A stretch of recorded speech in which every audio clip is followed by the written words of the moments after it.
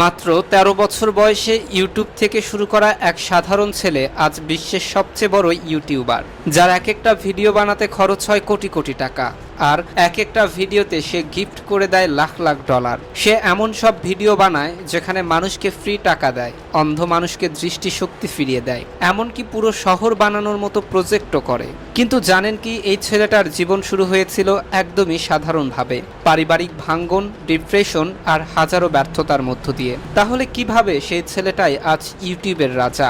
কি সেই গোপন রহস্য যেটা তাকে বানিয়েছে নাম্বার ওয়ান? আজকের ভিডিওতে জানবো মিস্টার বিস্ট কিভাবে শূন্য থেকে শুরু করে গড়ে তুলেছেন বিলিয়ন ডলারের সাম্রাজ্য।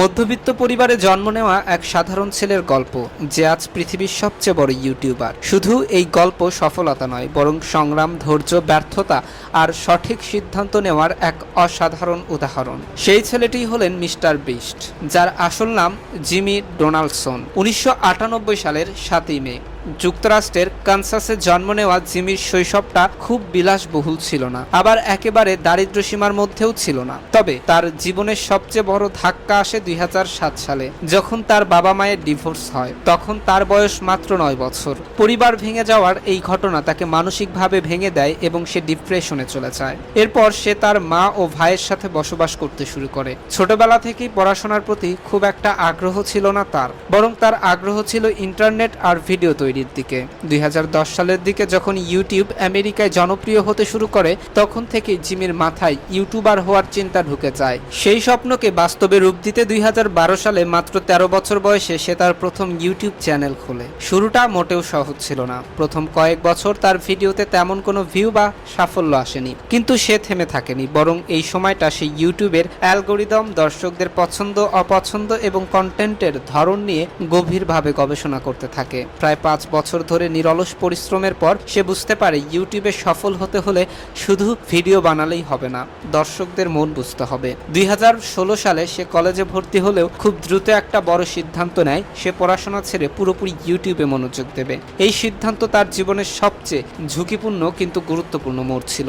প্রথমে তার মা এই সিদ্ধান্ত মেনে নেননি, এমনকি তাকে ঘর থেকেও বের করে দেন। কিন্তু পরে জিমির আত্মবিশ্বাস আর পরিকল্পনা দেখে তিনি তাকে সমর্থন করতে শুরু করেন। ২০১৭ সালে তার জীবনে আসে টার্নিং পয়েন্ট। সে একটি ভিডিও বানায় যেখানে সে ০ থেকে ১ লাখ পর্যন্ত গোনে। এই ভিডিওটি বানাতে ৪০ ঘন্টা সময় লাগে।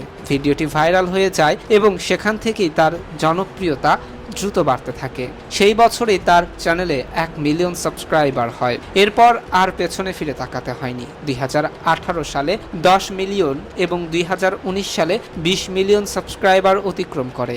এই সময়ে সে ট্রেন্ড বুঝে কন্টেন্ট তৈরি করে, বিশেষ করে পিউডাইপিকে সাপোর্ট করে। সাবস্ক্রাইব টু পিউডাইপি ক্যাম্পেইনের মাধ্যমে সে ব্যাপক পরিচিতি পায়। তার সফলতার পেছনে কয়েকটি গুরুত্বপূর্ণ কৌশল কাজ করছে। প্রথমত, তার থাম্বনেইল ও টাইটেল এতটাই আকর্ষণীয় হয় যে সহজেই দর্শকদের নজর কাড়ে। দ্বিতীয়ত, তার ভিডিওর এডিটিং, গল্প বলার ধরন এবং কন্টেন্ট এতটাই আকর্ষণীয় যে দর্শক পুরো ভিডিও দেখতে বাধ্য হয়, যার ফলে তার ওয়াচ টাইম অনেক বেশি থাকে। আর তৃতীয়ত, সে সবসময় ইউনিক এবং চমকপ্রদ কন্টেন্ট তৈরি করে, যা অন্য কেউ ভাবতেও পারে না। মিস্টার বিস্টের ভিডিওর আরও একটি বড় দিক হলো দান ও মানব সেবা।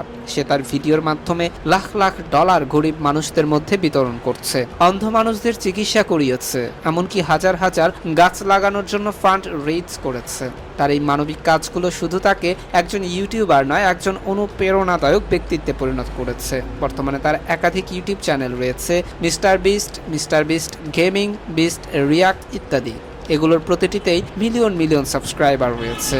শুধু ইউটিউব থেকেই নয়, ব্র্যান্ড প্রমোশন এবং নিজের ব্যবসা থেকেও বিপুল পরিমাণ অর্থ উপার্জন করেন তিনি। সব মিলিয়ে একজন সাধারণ মধ্যবিত্ত ছেলে থেকে শুরু করে আজকের বিশ্বের সবচেয়ে বড় ইউটিউবার হয়ে ওঠার পেছনে তার অদম্য ইচ্ছাশক্তি, ধৈর্য এবং সঠিক কৌশল। তার এই গল্পটি আমাদের শেখায়, যদি লক্ষ্য পরিষ্কার থাকে এবং কঠোর পরিশ্রম করা যায়, তাহলে অসম্ভব কিছুই নয়। তো দর্শক, আজ এ পর্যন্তই। দেখা হবে নতুন আরও একটি গুরুত্বপূর্ণ ভিডিওতে। সে পর্যন্ত সবাই ভালো থাকুন, সুস্থ থাকুন। আল্লাহ হাফেজ। আর আপনি যদি আমার পেজে নতুন হয়ে থাকেন, তাহলে অবশ্যই পেজটি ফলো করতে ভুলবেন না।